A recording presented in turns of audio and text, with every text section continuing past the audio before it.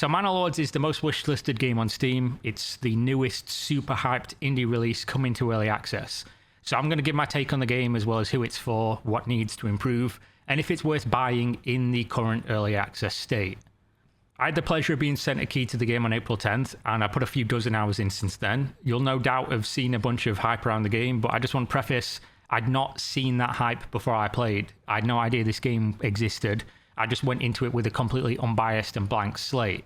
Indie devs and people marketing with indie devs often send me keys for games. Please continue doing that, by the way. Even if I don't reply or cover your game, there's a very good chance I've downloaded it and played it. If it's a standout, I'll definitely take time out of my day to make a video about it. But with that being said, once I played it and seen that the game was great, I started seeing videos pop up calling it the most wishlisted game on Steam and another indie darling of 2024. So here we are. You're going to see loads of videos of people praising this, so I'm not going to try and dwell on, minute features and stuff like that too much in the video, and just talk about the overall. With that being said, the game isn't perfect, but first off, what is Manor Lords? It's a medieval strategy game where the core focus is on building and, most importantly, maintaining a medieval village, hopefully becoming a much more complex town and beyond. The game is certainly not going to be for everyone, and it's missing features as well as some depth to certain systems. But for what it is, Manor Lords is a shining example of early access, not just done well, but done great. Which is a good time to segue and address the elephant in the room, the aforementioned early access. So for me, everybody knows that watches this channel, I'm a massive proponent of early access. I like to categorize games into 3 distinct groups in order to know exactly what I'm buying, as well as what I would use as buying advice for my audience. Group 1 is the absolute bottom of the barrel, asset flip, shovelware garbage that no one in their right mind should ever buy. Group 2 is an interesting idea, a middle-of-the-road execution, or otherwise a fixer-upper, a game that might be alright in the current state, but you would be buying to support further development with the expectation that it eventually becomes worthwhile and a game that you will really enjoy at that time. This group is where most early access games fall into and usually are a risk, since the current state of the game is probably not worth the money and you're just hoping it continues to be updated.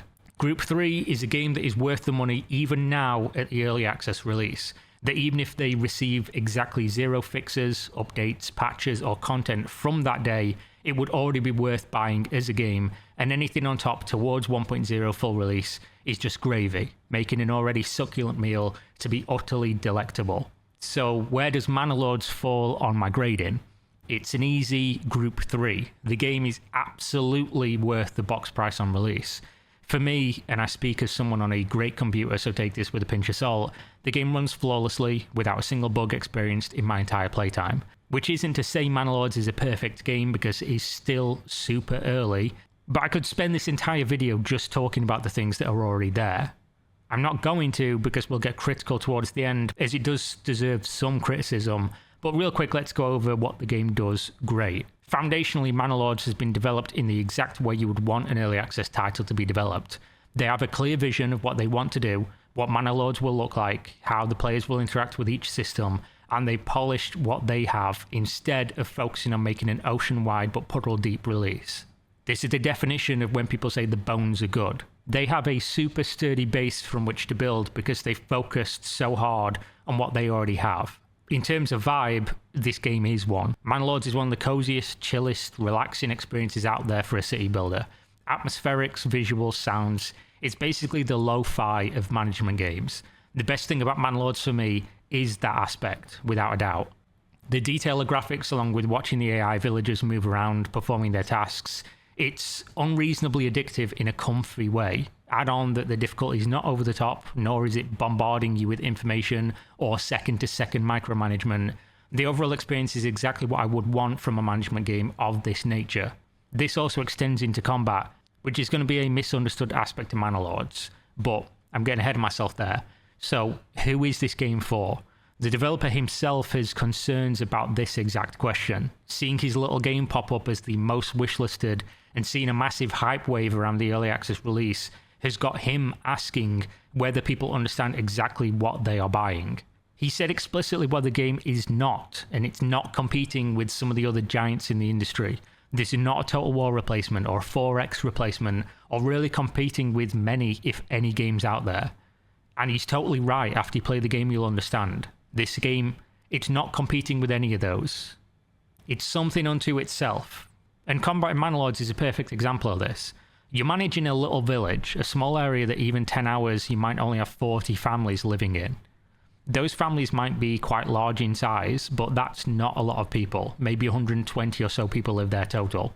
Skirmishers showing up frequently wouldn't fit Manor Lords at all. It wouldn't even fit historically, which is something they're going for in terms of accuracy. It's not like a constant battle for life and death. It's trying to survive, but mostly from a bunch of factors, not just being bombarded by enemy units all the time. You aren't a ruler of England or of Sweden or a large nation state at all. You're a small area. So combat does happen if you enable it in the robust custom game settings that allow you to tailor the experience to how you want to play. But that combat is not a major part of the game in the way many other games use combat. In Manor Lords, combat is impactful in a way that I've not seen anybody really mention. So to put this idea into perspective, you manage a small settlement where each and every family is important. You've built them a home, you've watched it be made, you've seen them move in, and you've watched them move around. You've made sure they've had access to food, clothes, firewood. You've given them a garden to work in. When combat does happen, you lose these people, and you have to assign people to bury them. It's a much more impactful experience, especially considering how difficult and resource intensive it is to outfit the villagers to even fight in the first place. Not only do you now notice that these people are missing, but the game brilliantly and organically makes you want to get more armor and helmets and weapons for each and every member of your militia, so that when the time does come, you lose less of them to the combat. It is a monumental task to outfit them properly, but unlike other games where you simply use a resource and spawn in an army, you really feel and see the loss of your little militiamen, because of the amount of resources you've had to pour into them to make them good, to lose less of them. You see less people moving around in your city and you just notice. And that's Manor Lords in a nutshell. It's a game that has been made with deep thought and understanding of what they set out to build in the first place. And speaking of building, Manor Lords has a dynamic building system that feels great to use and allows for you to build some of the most realistic, organic, and interesting looking settlements of any game in this genre. Overall, Manor Lords is just a fantastically made experience, a shining example of early access done right, and one that will no doubt go from strength to strength as time goes on. But now that I've sufficiently glazed it, let's get into a little bit of criticism. Manor Lords is a game that is carried by the feeling of playing it, of the difficulty of maintaining your resources as you scale up the population, and yet it is lacking heavily in user interface elements that support this experience. For example, Manor Lords gameplay requires you to assign families to work in buildings, like a logging camp or a farm, but there's no user interface that shows exactly who's working where. Unless I've missed it, which I'd hate to be the case, but if I have, that's probably due to the fact the game doesn't really do much handholding, which is a pro and a con. But if I didn't miss it, the game definitely needs an interface that shows exactly where and what all your families are doing. This is not an issue in the early game when you have a few dozen families, but as you go forward, the micromanagement of clicking buildings all over the place to see if you have people assigned or to find where you've got a couple more so you can move them to an urgent part of your industry can become tiresome and feel very unnecessary in the face of an easy solution with just one extra menu. It seems pretty obvious, so I have no doubt that this is coming, but you definitely do feel that this is missing. On top of that, the game's early access, so while almost everything that is in there does work great, there's not a great deal of things in there right now. The core gameplay loop can absolutely keep you satisfied, and I've done multiple different saves in my playtime, but there are clear gaps in content, such as policies, politics, and other forms of settlement progression outside of just putting down new buildings and increasing the size of your population. There is a talent tree type system, but it's very bare bones, as are the other elements of this. Good news is the menus are there, so clearly it's on the horizon, but right now you can feel that this is missing from the game.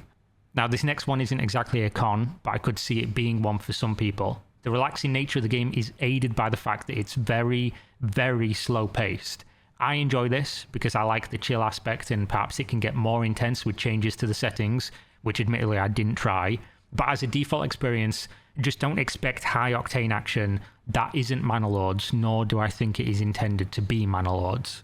With that being said, I think they're my only criticisms of the game as it stands. As I mentioned, it's just a game that's been made with care, devotion and love. It's the perfect example of an indie game that comes from a creator who really set his mind to what he wanted to do and followed through at all costs. This game doesn't feel like there's compromises. Playing Manor Lords, you don't get any feeling of rushed content or pushing this out there just for the sake of making some quick cash.